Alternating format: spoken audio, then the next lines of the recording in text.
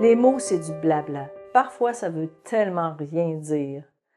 Permettez-moi de vous faire une petite expérience avec vous. Jouez le jeu, amusez-vous. Je vais vous dire une phrase à 4 reprises. Soyez attentifs à mon langage non verbal. Voici ton rapport.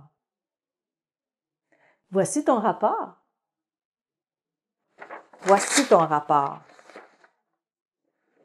Voici ton rapport. Est-ce que j'ai dit la même chose? Absolument, j'ai toujours utilisé les mêmes mots. Est-ce que ça voulait dire la même chose? Mais pas du tout. Chaque fois, ça voulait dire quelque chose de différent. Une certaine étude prétend que le langage non verbal, qui est composé des gestes, des mimiques, le ton de la voix, le débit, ça compte pour 93%, alors que les mots ne compteraient que pour 7%.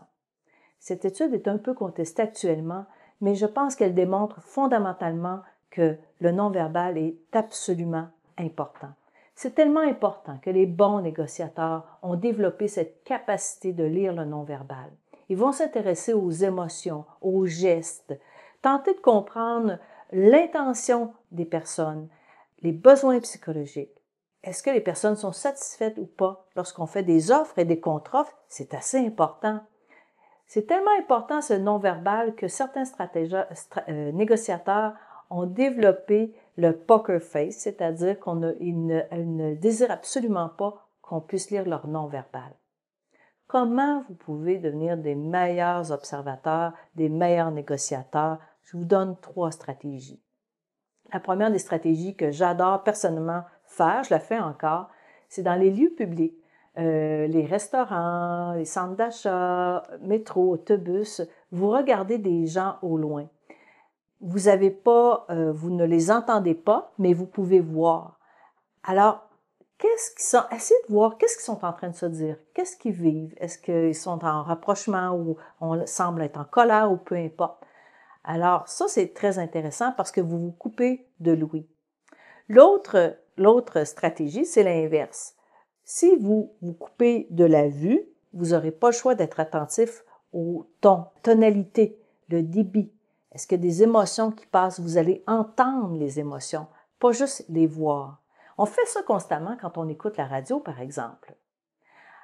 Finalement, la 3e stratégie, tout simplement, c'est de choisir d'être plus attentif au langage non verbal de nos proches, nos amis, nos connaissances, nos gens au travail qu'on voit continuellement. Est-ce que vous avez déjà remarqué leur non-verbal? Peut-être que vous le faites déjà de toute façon.